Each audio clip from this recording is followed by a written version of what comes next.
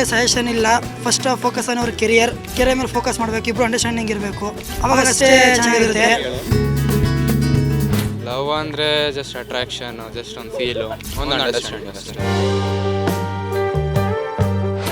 Valentine's day ಬರ್ತಾ ಇದೆ. ಹಾಂ ಮೇಡಮ್. ಪ್ರಿಪ್ರೇಷನ್ ಹೇಗಿದೆ? ಏನಾದರೂ ಪ್ರಿಪ್ರೇಷನ್ ಇದೆಯಾ ಅಥವಾ ಪ್ರಿಪ್ರೇಷನ್ ಬಗ್ಗೆ ಎಲ್ಲ ನೀವು ಕಮೆಂಟ್ ಆಗಿರೋರನ್ನ ಕೇಳಿದ್ರೆ ಸರಿ, ಬಟ್ ನಾವೆಲ್ಲ ಸಿಂಗಲ್ಲು, ಆ ಥರ ಏನಿಲ್ಲ ನಮಗೆ.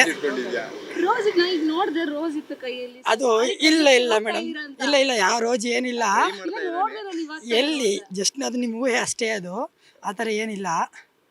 ರೋಸ್ ಡೇಗೆ ನಮ್ಮ ಫ್ರೆಂಡ್ಸ್ಗೆಲ್ಲ ವಿಶ್ ಮಾಡಿದೆ, ತುಂಬ ಖುಷಿನೇ ಆಯಿತು. ಬೆಳಿಗ್ಗೆನೂ ವಿಶ್ ಮಾಡಿದೆ ನಾನು, ಅವ್ರಿಗೂ ತುಂಬ ಖುಷಿ ಆಯಿತು, ರಿಪ್ಲೈನೂ ಬಂತು ಚೆನ್ನಾಗಿ.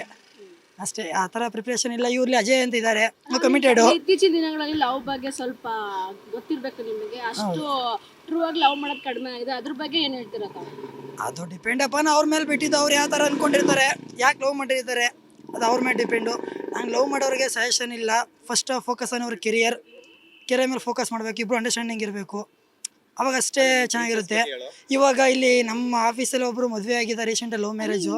ಅವ್ರದ್ದು ತುಂಬ ಲಾಂಗ್ ಟೈಮ್ ಬಾಂಡಿಂಗ್ ಅಂತೆ. ಅವ್ರನ್ನ ಕೇಳಿದ್ರೆ ಗೊತ್ತಾಗುತ್ತೆ ಮೇಡಮ್. ನಿಮ್ಗೆ ಯಾವ ಥರ ಹುಡುಗಿ ಇರಬೇಕು? ಆ ಥರ ಏನಿಲ್ಲ ಮೇಡಮ್, ಇರುತ್ತೆ ಅವೆಲ್ಲ. ಪ್ರತಿಯೊಬ್ಬ ಹುಡುಗನಿಗೂ ಒಂದು ಹುಡುಗಿ, ಒಳ್ಳೆ ಹುಡುಗಿ ಸಿಗ್ಬೇಕು ಅನ್ನೋದು ಇರುತ್ತಲ್ವಾ? ಹೌದು ಇರುತ್ತೆ. ಯಾವ ಥರ ಹುಡುಗಿ ಸಿಗ್ಬೇಕು ಅಂತ ಇನ್ನು ಕಮಿಟ್ ಆಗಿಲ್ಲ, ಮುಂದೆ ನೆಕ್ಸ್ಟ್ ಇಯರ್ ಕಮಿಟ್ ಆಗ್ಬೋದು ಅಂತ, ಇಂಥ ಹುಡುಗಿನೇ ಸಿಗ್ಬೇಕು ಅಂತ ಇರುತ್ತೆ ಅಲ್ವಾ ಪ್ರತಿಯೊಬ್ಬ ಹುಡುಗಿ?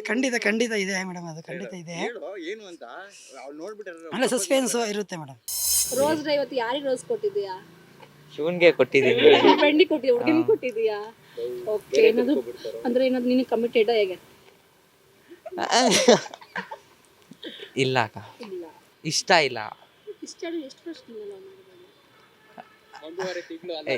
2 months. 2 ಮಂತ್ಸ್ಗೆ ಬ್ರೇಕ್. ಅಂಡರ್ಸ್ಟ್ಯಾಂಡಿಂಗ್ ಅಲ್ಲ, ಜೊತೆಲಿರೋರು ಸರಿ ಇಲ್ಲ ಅಷ್ಟೇ.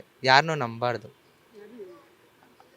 ಇದ್ರೆ ಅವ್ರು ಇವ್ನಿದಾನಂದ್ರೆ ಇವನ್ನ ಮಾತ್ರ ನನ್ಬೇಕಂತ ಇದ್ರೆ ಮಾಡ್ಬೇಕಷ್ಟೇ. ಬೇರೆಯವ್ರನ್ನ ನಂಬ್ಕೊಂಡು ಡಿಪೆಂಡ್ ಮಾಡ್ಕೊಂಡಿದ್ರೆ ದೇವ್ರನಾಗ ಅದು ಏನು ನಡೆಯಲ್ಲ, ಅದು ವೇಸ್ಟೇ. ಲವ್ ಮಾಡೋದೇ ವೇಸ್ಟ್. ಅಂಥವ್ರು ಇದ್ರೆ ಎಲ್ಲ ವೇಸ್ಟ್. ಬ್ರೇಕಪ್ ಆಗಿರೋರಿಗೆ ಏನು ಹೇಳ್ತೀಯ?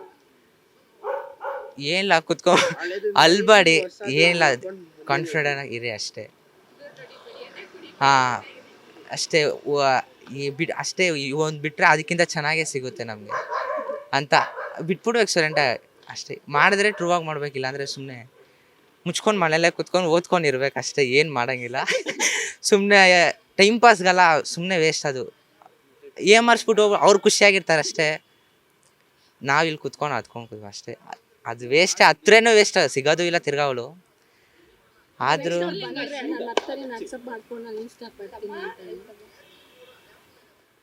ಓಕೆ ಅಂದ್ಬಿಡ್ತೀನಿ. ಆದರೆ ಅದೊಂಥರ ಅದು ಇರುತ್ತಲ್ಲ, ಅದು ಫೀಲಿಂಗ್ಸ್ ಇದ್ದೇ ಇರುತ್ತಲ್ಲ. ಬಂದರೆ ಅಷ್ಟೇ, ಏನು ಮಾಡೋ ತಿರ್ಗಾ ಒಪ್ಕೋತೀನಿ. ಆದರೆ ನಾವು ಅವ್ರನ್ನ ನೋಡ್ಕೋಬೇಕಷ್ಟೇ. ನಾವು ಹೆಂಗೆ ಅದ್ರ ಮೇಲೆ ಇಟ್ಕೋ ಅಷ್ಟೇ. ನಾವು ಅವ್ರನ್ನ ಸ್ಟ್ರಿಕ್ಟ್ ಅಂದರೆ ಫ್ರೀಡಮ್ ಆಗಿ ಇರಬೇಕು, ಇಟ್ಕೋಬೇಕು.